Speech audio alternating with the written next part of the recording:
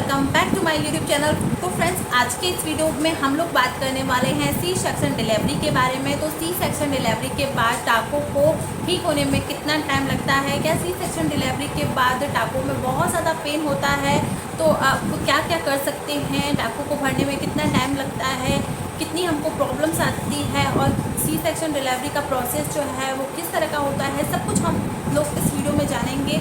तो पूरी डिटेल के साथ जानेंगे कि टाकों को भरने में कितना टाइम लगता है, क्या टाकों में बहुत ज़्यादा पेन होता है, क्या ये टाके सूज जाते हैं, सब कुछ हम लोग इस वीडियो में डिटेल के साथ जानेंगे। तो मैं आपको बता दूं कि मेरी 2 बार जो डिलीवरी हुई है वो सी सेक्शन से हुई है, तो मुझे इसके बारे में पूरी जानकारी है, तभी मैं आप लोगों के साथ ये वीडियो शेयर कर रही हूँ। तो सबसे पहले बात करेंगे कि सी सेक्शन डिलीवरी में कितना ज़्यादा पेन होता है। तो सी सेक्शन डिलीवरी में उतना ही पेन होता है जितना कि नॉर्मल डिलीवरी के टाइम महिलाओं को पेन होता है। बस इसमें फ़र्क ये होता है कि सी सेक्शन के टाइम जो हमको यहाँ पर एनेस्थीसिया दे दिया जाता है, तो हम लोग बेहोश हो जाते हैं, हमारा जो नीचे का जो पार्ट होता है वो सुन्न हो जाता है, तो हमको उस वक्त वो दर्द महसूस नहीं होता है। जिस टाइम हमारी डिलीवरी होती है तो उस टाइम हमको ज़्यादा दर्द महसूस नहीं होता है, क्योंकि हमारा नीचे का जो बॉडी पार्ट है पूरा नीचे से सुन्न हो चुका होता है, तो हमको ज़्यादा पेन नहीं होता है। लेकिन जब हमारा जो ये इसका जो असर होता है मेडिसिन का वो धीरे धीरे कम होने लगता है, तो हमको पेन महसूस होने लगता है। लेकिन डॉक्टर हमको पेन किलर्स दे देते हैं, और पेन किलर्स के जरिए हमारा जो दर्द होता है वो हमको कम महसूस होता है, लेकिन फिर भी हमको बीच में हमको दर्द महसूस होता है। तो ऐसा नहीं है कि सी सेक्शन डिलीवरी के दौरान आपको पेन नहीं होगा। कई सारी महिलाएं ये सोचती है कि जिनको नॉर्मल डिलीवरी होती है उनको बहुत ज़्यादा पेन होता है, और सी सेक्शन के दौरान बहुत ही ज़्यादा कम पेन होता है। तो ऐसा बिल्कुल भी नहीं है, सी सेक्शन के दौरान भी बहुत ज़्यादा पेन होता है। तो ये पेन जो होता है बाद में हमारे लिए थोड़ा सा प्रॉब्लम दे सकता है, लेकिन सी सेक्शन को भी इतना ज़्यादा आपको ज़्यादा एकदम जो महिला होती है सोचती है कि मुझे सी सेक्शन कराना ही नहीं है, और बहुत ही ज़्यादा नॉर्मल डिलीवरी की तरफ वो ध्यान देती है। तो ये बिल्कुल सही है, नॉर्मल डिलीवरी में बाद की जो प्रॉब्लम्स होती है वो कम होती है, लेकिन सी सेक्शन के दौरान जो प्रॉब्लम्स होती है बाद में हमको बहुत ज़्यादा आती है। क्या क्या प्रॉब्लम्स आती हैं हम लोग इस वीडियो में डिस्कस करेंगे। तो चलिए बात करते हैं कि मेरे सी सेक्शन के बारे में मैं बता दूँ। तो जब मेरा फर्स्ट बार सी सेक्शन हुआ था तब मुझे इतना ज़्यादा उस दौरान कुछ ज़्यादा जानकारी नहीं थी, तो मुझे उस दौरान जो भी हुआ था मैं इतना ज़्यादा डिटेल में आपको नहीं बता सकती। लेकिन अभी का जो सी सेक्शन जो हुआ था वो मुझे बिल्कुल अच्छे से याद है, कितना मुझे पेन हुआ था, क्या क्या हुआ था। तो जब मेरा सी सेक्शन हो रहा था उस दौरान मुझे एकदम बिल्कुल भी पेन नहीं हो रहा था, क्योंकि उस दौरान हमको मेडिसिन दे दी जाती हैं, हमारे पीछे एक इंजेक्शन लगा दिया जाता है जिसकी वजह से हमारी बॉडी पूरी तरह से सुन्न हुई भी होती है, तो हमें बिल्कुल भी पेन महसूस नहीं होता है। लेकिन जब हमारा ये दवाई का जो असर होता है जैसे धीरे धीरे कम होने लगता है तो बहुत ज़्यादा पेन हमको होने लगता है। तो मुझे भी पेट इस बार मुझे ऐसा हो रहा था कि मेरे पेट में बहुत ज़्यादा पेन हो रहा था, और मुझे लग रहा था कि अभी भी जैसे कि बच्चे होने के दौरान जैसे कि हमको पेन आते हैं, दर्द आते हैं, वैसे ही मुझे लग रहा था कि कॉन्स्ट्रक्शंस आ रहे हैं। इस तरह का दर्द मुझे बाद में भी महसूस हो रहा था। तो मैं डॉक्टर से बार बार बोल रही थी कि मुझे पेन किलर्स लगाए जाए, लेकिन डॉक्टर कह रहे थे कि अभी एक पेन किलर्स दिया है तो हम बार बार नहीं दे सकते हैं, आपको वॉमिटिंग हो सकती है। तो इस तरह की परेशानी का सामना भी आपको शायद करना पड़ सकता है।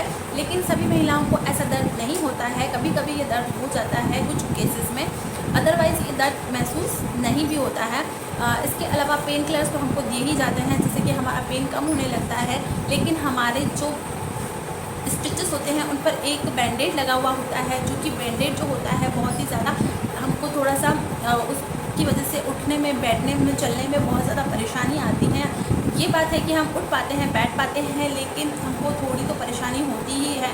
जैसे कि नॉर्मल डिलीवरी के दौरान भी कई महिलाओं को नीचे वजाइना में स्टिचेस आते हैं तो उनको भी परेशानी होती है, लेकिन सी सेक्शन के दौरान हमारे पेट पर जो स्टिचेस होते हैं उसकी वजह से हमको एकदम बैठने में बहुत ज़्यादा परेशानी का सामना करना पड़ता है। तो मुझे भी स्टिचेस जो आए थे उसकी वजह से मैं बिल्कुल 2 लोगों की मदद की वजह से मैं थोड़ा सा उठ पा रही थी, बैठ पा रही थी, अदरवाइज़ बैठना और उठना बहुत ज़्यादा मुश्किल हो रहा था। तो कम से कम ये आपको 2 या 3 दिन तो आपको बहुत ज़्यादा परेशानी होती है, लेकिन धीरे धीरे आपकी ये जैसे जैसे आपका जो घाव होते हैं बढ़ते जाते हैं तो आपकी परेशानी कम होती जाती है। लेकिन फिर भी आपको कम से कम 1 हफ्ते तक तो ध्यान से उठना बैठना पड़ता ही है, अदरवाइज़ आपके स्टिचेस ख़राब भी हो सकते हैं। तो सी सेक्शन में आपको अपने स्टिचेस का बहुत ज़्यादा ध्यान रखना होता है। तो किस तरह के स्टिचेस आए थे मैं आपको यहाँ पर स्क्रीन पे दिखा दूँगी, आप देख सकते हैं कि किस तरह के स्टिचेस थे और बाद में किस तरह के हो गए, तो कितना ज़्यादा पेन आपको हो सकता है वो मैं आप लोगों को यहाँ दिखा सकती हूँ। तो नॉर्मल डिलीवरी की तरफ अगर आप चाहते हैं तो आपके लिए बहुत ही ज़्यादा अच्छा हो सकता है। तो आप जितना हो सके ट्राई कीजिए कि आपकी नॉर्मल डिलीवरी हो। अगर नहीं हो पाती है तो आपके पास सी सेक्शन का रास्ता तो होता ही है, लेकिन आप सी सेक्शन को इतना ज़्यादा डिफ़िकल्ट मत समझिए। कुछ सावधानियाँ बरतेंगे तो आपका सी सेक्शन भी बहुत ही अच्छे से हो जाएगा। तो इसके बाद अब बात करते हैं स्टिचेस कितने दिनों तक रहते हैं। तो कम से कम 7 दिन तक स्टिचेस रहते हैं। 7 दिन के बाद कई स्टिचेस ऐसे होते हैं जो 7 दिनों के बाद खोल दिए जाते हैं, कोई स्टिचेस 15 दिन के बाद खोले जाते हैं। तो अलग अलग तरह के स्टिचेस यहाँ पर आते हैं, जो कि आपको आपकी जो कंडीशन होती है उसके अकॉर्डिंग आपके स्टिचेस खोल दिए जाते हैं। तो और स्टिचेस पे आपको क्या क्या लगाना होता है, तो यहाँ पर डॉक्टर आपको एक क्रीम देते हैं जो लगानी होती है आपको स्टिचेस पे। मुझे कोई क्रीम नहीं दिया गया था, मैंने डॉक्टर से बोला भी था, तो उन्होंने बोला था कि कोई ज़रूरत नहीं है, स्टिचेस पे कुछ नहीं लगाना है, ना ही आपको पानी लगाना है, ना ही कोई क्रीम लगाना है, आप इसको ऐसे ही रहने दीजिए। जो कि एक पट्टी लगा रखा था वही लगा हुआ था, और वही मैंने 7 दिन के बाद उसको खुलवाया था, और मेरे स्टिचेस अच्छे से हील हो गए थे, पक गए थे और एकदम से सही थे, कोई भी उसमें परेशानी नहीं आई थी। और मैंने क्या किया था, जब स्टिचेस निकाल दिए गए थे तो उसके ऊपर मैंने कोकोनट ऑयल लगाना स्टार्ट किया था, क्योंकि स्टिचेस बहुत ज़्यादा बड़े बड़े दिखाई दे रहे थे। मैं आपको यहाँ पे स्क्रीन पे दिखा दूँगी, और बहुत ज़्यादा काले काले निशान से दिखाई दे रहे थे, जो कि बिल्कुल दिखने में बहुत ही अच्छे नहीं लग रहे थे। तो फिर मैंने उस पर कोकोनट ऑयल लगाया था, और कोकोनट ऑयल बहुत ज़्यादा अच्छा होता है आपके स्टिचेस को ठीक करने में, आपको जो इचिंग हो रही होती है उसको ठीक करने में। तो यहाँ पर डॉक्टर ने मुझे बताया था कि आपको किस तरह से इसको क्लीन करना है। तो डॉक्टर ने बताया था आप इसको साबुन जो होता है नॉर्मली, जैसे कि डिटॉल साबुन हो गया या लाइफबॉय हो गया, इस तरह की जो एंटीसेप्टिक साबुन आते हैं, आपको उससे अपने स्टिचेस को अच्छे से वॉश करना है। तो आपको इसकी अच्छे से सफाई रखनी है, क्लीन और सफाई रखेंगे, और उनको हल्के हल्के से पोंछना है, बहुत ज़्यादा रगड़ के आपको पोंछने की बिल्कुल ज़रूरत नहीं है। हल्के हल्के से टैप करके आप उसको क्लीन कीजिए, तो आपके स्टिचेस बिल्कुल भी ख़राब नहीं होंगे। तो जितना हो सके जब तक आपके स्टिचेस खुल नहीं जाते तब तक आप बिल्कुल भी इसमें पानी नहीं लगने दीजिए। पानी लगने से आपके स्टिचेस ख़राब हो सकते हैं। और उठने बैठने में आप बिल्कुल सावधानी बरतिए, धीरे धीरे उठिए बैठिए, एकदम से झटके से आपको उठना बैठना नहीं है।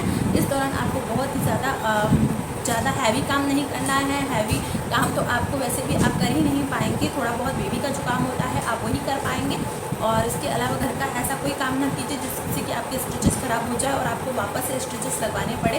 तो ऐसा काम बिल्कुल भी आपको नहीं करना है।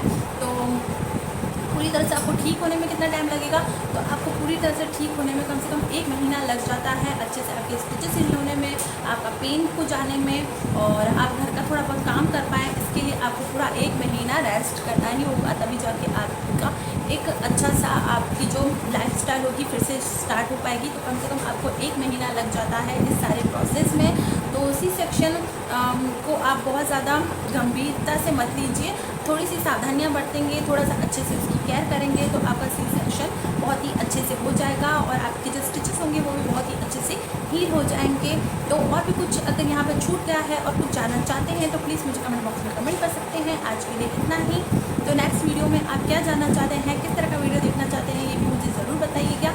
तो आज के लिए इतना ही। Thanks for watching.